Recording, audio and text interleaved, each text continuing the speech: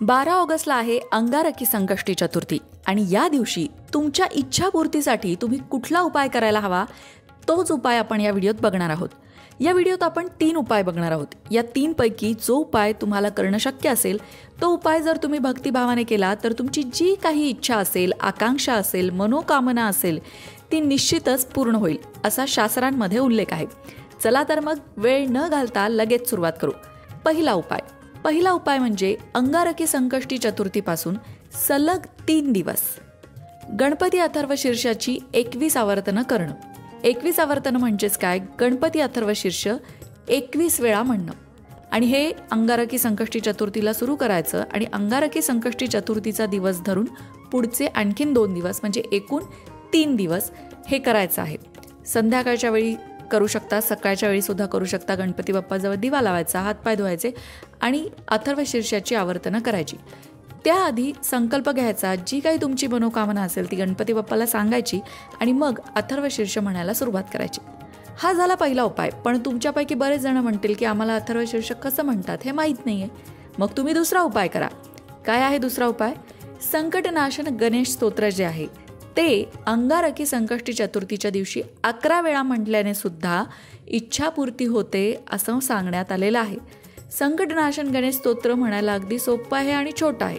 यामध्ये गणपतीच्या 12 नावांचा उल्लेख आहे. हे स्तोत्र मराठीमध्ये सुद्धा उपलब्ध आहे, त्यामुळे तुम्हाला संस्कृत जमत नसेल तर तुम्ही मराठीत सुद्धा म्हणू शकता.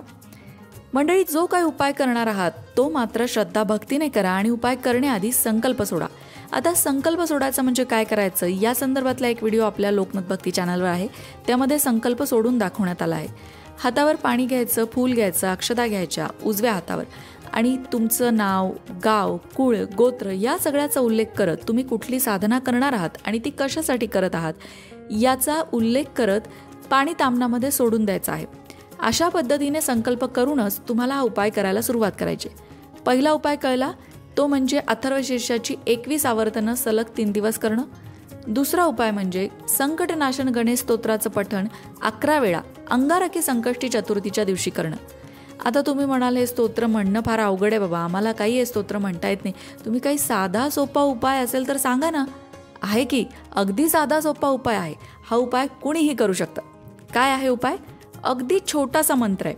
तो मंत्र असा आहे, ओम नमो भगवते गजाननाय. मंत्र पुन्हा एकदा, ओम नमो भगवते गजाननाय. या मंत्राचा 11 वेळा जप करायचा आहे. अंगारकी संकष्टी चतुर्थीपासून सुरुवात केल्यानंतर रोज या मंत्राचा जप करायचा आहे. पण किती दिवस करायचा आहे? तर सलग 8 महिने या मंत्राचा जप करायचा आहे आणि 11 वेळाच करायचा आहे. या मंत्राचा जप केला असता इच्छा आकांक्षा गणेश कृपेने पूर्ण होतात आणि आध्यात्मिक उन्नती होते असं सांगण्यात आलेलं आहे. तुम्हाला या मंत्राचा जप रोज करणं जमणार नसेल तर दर मंगळवारी तरी तुम्ही या मंत्राचा जप करू शकता. सलग 8 महिने मात्र करायचा आहे आणि श्रद्धा भक्तीने करायचा आहे. मंडळी, या 3 पैकी कुठलाही एक उपाय करा आणि गणपती बाप्पाच्या कृपेचा अनुभव घ्या. अंगारकी संकष्टी चतुर्थीच्या दिवशी उपवास करायला विसरू नका, कारण अंगारकी संकष्टी चतुर्थीच्या दिवशी व्रत केल्याने, उपवास केल्याने आणि गणपती बाप्पाची पूजा केल्याने 21 संकष्टी चतुर्थी केल्याचं पुण्य मिळतं. बघा किती फायद्याचं व्रत आहे. करायचं 1 दिवस आणि 21 संकष्टी चतुर्थीचं पुण्य तुम्हाला मिळणार आहे असा शास्त्रात उल्लेख आहे. त्यामुळे तुम्ही इतर वेळी चतुर्थीचं व्रत करत नसाल तरी काही हरकत नाही, पण अंगारकी संकष्टी चतुर्थीचं व्रत मात्र नक्की करा. जसा आपण नेहमी उपवास करतो तसाच उपवास करायचा आहे. फलाहार घ्यायचा आहे, दूध घ्यायचं आहे. तुम्ही भगर किंवा साबुदाणा खिचडी खाऊ शकता पण प्रमाणात.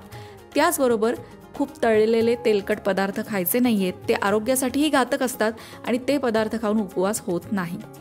दुसरी गोष्ट म्हणजे संध्याकाळच्या वेळी चंद्रोदयानंतर हा उपवास सोडायचा आहे आणि उपवास सोडण्याआधी चंद्राचं दर्शन घ्यायचं आहे. गणपती बाप्पाची पूजा आणि आरती करायची आहे आणि मग उपवास सोडायचा आहे. उपवास सोडताना जे अन्न तुम्ही खाणार आहात ते सात्विक असावं, कांदा लसूण विरहित असावं. या काही गोष्टींचं पालन करत तुम्ही तुमच्या या उपायाला सुरुवात करू शकता आणि इच्छापूर्ती करून घेऊ शकता. कमेंट बॉक्समध्ये गणपती बाप्पा मोरया लिहायला विसरू नका. मंडळी, वास्तुशास्त्र, ज्योतिषशास्त्र, अंकशास्त्र यासारख्या विषयांवर तुमच्या मनात काही शंका असतील तर त्या कमेंट बॉक्समध्ये नक्की विचारा. तुमच्या प्रश्नांची उत्तरं घेऊन येण्याचा प्रयत्न आम्ही नक्कीच करू. त्याचबरोबर आणखीन कोणत्या विषयांवरचे व्हिडिओ तुम्हाला ऐकायला आवडतील ते सुद्धा कमेंट करून सांगा. म्हणजे तुम्हाला हव्या असणाऱ्या विषयांवर सुद्धा व्हिडिओ घेऊन आम्ही येऊ. ज्योतिषशास्त्र, अंकशास्त्र, वास्तुशास्त्र यांसारख्या विषयांवरचं योग्य मार्गदर्शन तुमच्यापर्यंत पोहोचवण्याचा आमचा हा प्रयत्न आहे. तेव्हा तुमच्या शंका कमेंट बॉक्समध्ये नक्की विचारा. अशाच प्रकारच्या माहितीपूर्ण व्हिडिओंसाठी लोकमत भक्ती चॅनलला सबस्क्राईब करा आणि बेल आयकॉनवर सुद्धा क्लिक करा, म्हणजे आमच्या नवनवीन व्हिडिओचं नोटिफिकेशन तुम्हाला मिळत राहील. तसंच योग्य आध्यात्मिक मार्गदर्शनासाठी लोकमत भक्तीच्या फेसबुक पेजला फॉलो करायला विसरू नका.